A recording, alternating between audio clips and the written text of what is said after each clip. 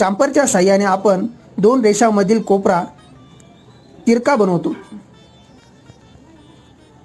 चांपर कमांडवर click केलं नंतर डिस्टन्सवर click करावं लागेल. नंतर आपण 20 ही आपली हाईट आहे, एंटर, आणि 30. सुरुवातीला आपण 20 टाकले आहे, तर ह्या रेषेवरती तो डिस्टन्स दिसेल.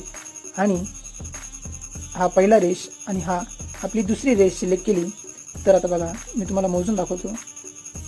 ह्या आणि ह्या रेषेचं व्हर्टिकल डिस्टन्स आपल्याला 20 दिसेल आणि दुसरी टाकली आपण 30, तर हे हॉरिझॉन्टल डिस्टन्स दिसेल.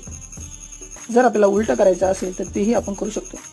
पुन्हा एकदा चांपरवर क्लिक केला आहे, डिस्टन्स 20, एंटर, 30, एंटर.